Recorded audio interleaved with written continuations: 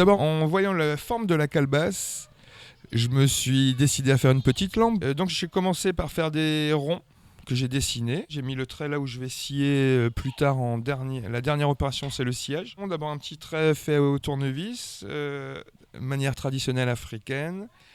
Et donc après, j'ai continué avec ma Dremel à main levée. Ça fait longtemps que je fais ça. Voici l'outil indispensable pour faire des traits très très fins. C'est un petit clou bien affûté. C'est comme ça qu'on fait si on n'a pas d'électricité, si on n'a pas de machine surtout en fait. Donc après avoir gravé, j'ai rempli de blanc pour avoir 2 couleurs déjà sur ma petite calebasse. Et là on va arriver à l'étape du perçage. Il y a différentes tailles de trous pour filtrer la lumière différemment. Et vous donne des petites teintes et qui précisent le motif quand la lampe va s'allumer un petit peu plus tard. Et vous allez voir que c'est 10 fois plus joli quand c'est allumé, quoi. À vous de juger, quoi.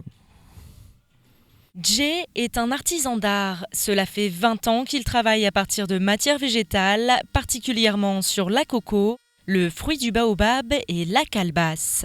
Lampes, boîtes, sacs, paniers, sacs à main, mais aussi percussions Nyabinghi jamaïcaine, ses créations sont 100% naturelles, à l'instar de sa philosophie de vie, visant à vivre en harmonie avec la nature. Le pied de ma lampe, c'est un fruit du baobab qui a bien sûr été retravaillé, poncé, traité à l'huile de lin parce que j'utilise pas des produits chimiques toujours, je reste à fond dans 100% à la nature.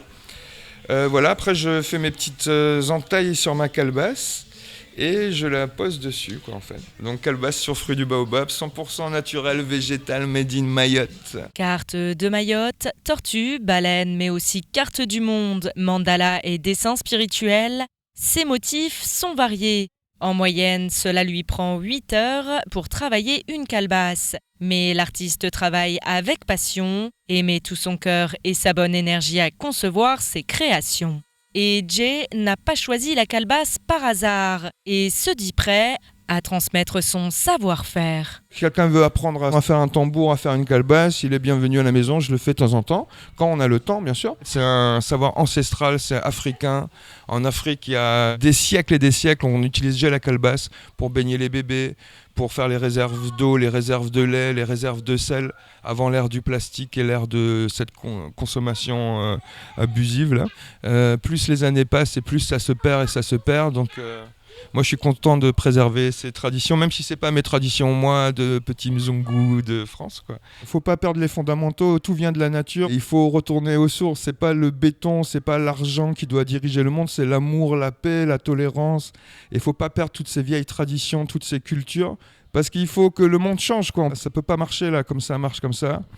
Donc voilà, on milite à notre manière, à notre petite échelle. Chacun fait comme il peut. Moi, je m'exprime comme ça avec ma musique, mon artisanat. Et en essayant de transmettre de bonnes énergies aux gens avec ce que je fais. Et ma mission est déjà remplie si j'arrive à faire ça. L'art comme moyen de militer contre la société de consommation et de promouvoir la nature et les traditions. Car, comme le dit la merveilleuse légende du colibri, chacun peut faire sa part. Il y a eu un incendie de forêt et tous les animaux étaient atterrés, ne savaient plus que faire face à cet incendie. Et par contre, le petit colibri, alors lui, à l'occasion de cet incendie, il ne renonce pas. Il va prendre quelques gouttes d'eau dans la rivière et il vient les jeter sur le feu. Et il repart, donc il s'active. Et à un moment, le tatou, énervé par ce mouvement, lui dit « Mais qu'est-ce que tu fais, colibri? Tu sais bien que tu ne pourras pas éteindre le feu avec tes gouttes d'eau. » Et le colibri qui répond « Je sais, mais je fais ma part. »